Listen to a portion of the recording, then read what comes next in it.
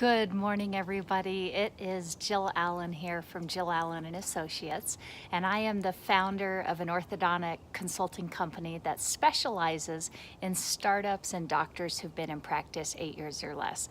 And today I am bringing you a new session of Coffee Talk, and we're going to be talking about when is the best time to hire in a smaller practice. So not just the time of year, but when you are looking at your financials in a practice and you're starting to feel that pressure of, I feel like I need another employee in my practice, but what we don't want to do is just go by our guts. So what does the data tell us? And if you were to ask an expert like myself about this, what would I tell you? What advice would I give you?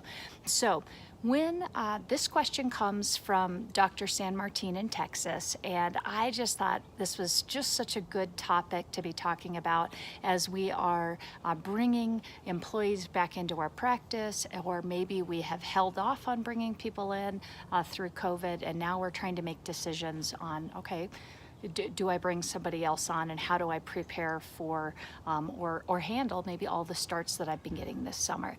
So my basic rule of thumb, point number one, is going to be in a smaller practice, when you are looking at bringing new employees on, the first thing we want to look at is how much are you producing per month.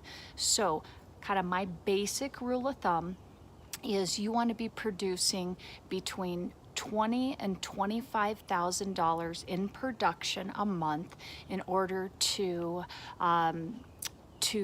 have one full-time employee. So to me, if you work with me, you know that I'm really not about starts. I'm about increments of 5,000.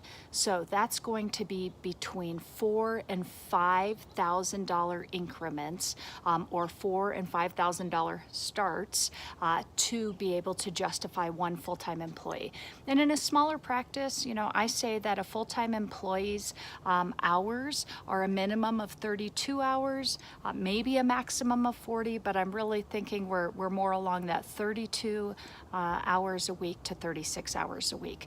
So they're usually working 4 days a week, 8 hours a day, kind of gets you the math there. So you've been going along, maybe you are moving into your second year or third year of practice, or you just happen to be a practice that has some smaller production on your books, and you're thinking, okay, how do I move from one employee that's been kind of doing everything to adding that next employee? And one of the things I will tell you is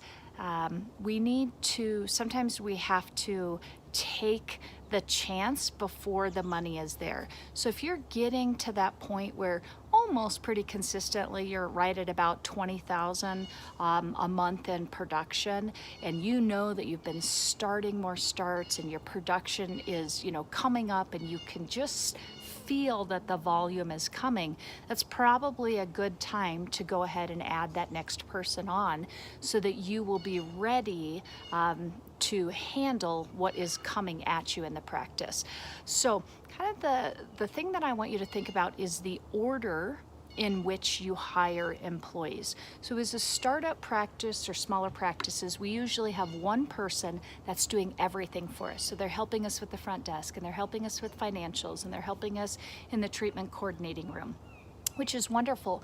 But then there becomes this balance of, well, what about what's going on in my clinic, and what happens when the phones aren't being answered when we're in a consult?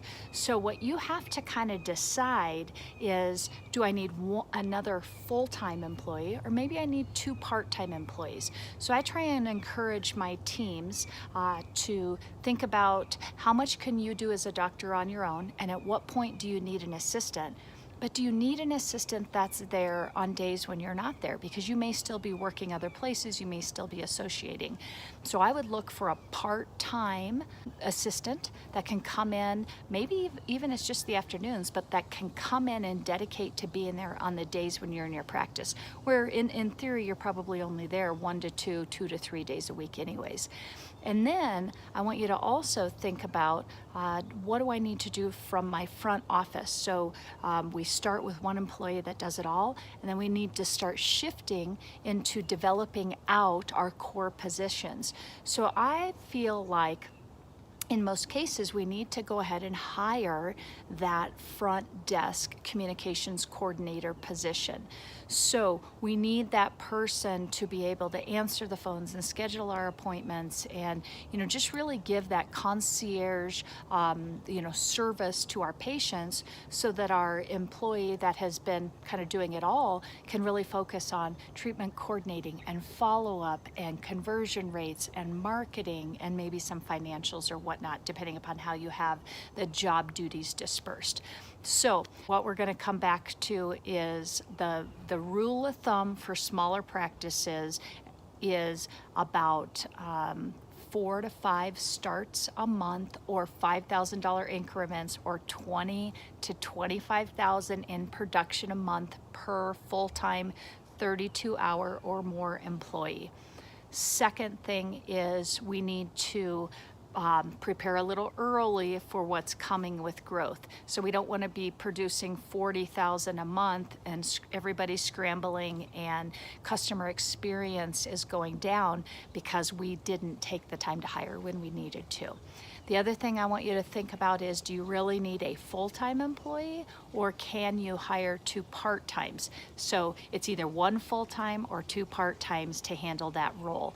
And as you continue to grow, you add more people. So again, usually it's treatment coordinator, person who does everything, front desk, assistant at minimum part-time to help the doctor on patient days, and then eventually you'll have a full-time assistant, a full-time front desk, a full-time TC marketing, and then you, just as you continue to grow, then you evaluate who you add. Usually the next person is another assistant because you need to be able to handle the columns, and then we might need another front desk person, and we just grow and grow and grow until you are this beautiful big practice. So that is my coffee top tip for today. Next week, we are going to be talking about how to leverage virtual consults during the summer here. And I think that as doctors and teams, we need to be making hay while the sun's shining, right? So how do we leverage some of our virtual consults to take more time to get new patients in? And we're also going to be talking about, are you thinking about your schedule and where you are putting people so that you can get the starts in now before school starts back up or before our fall hits. So again, this is Jill Allen from Jill Allen and Associates. If you would like to find out more about our services, we actually do a la carte and all inclusive. We are always here to help small practices and startups. So please reach out. And if you have a topic that you would like for me to talk about during Coffee Talk this summer, please put it in the comments below. It's been great. Have a happy day and happy Coffee Talk.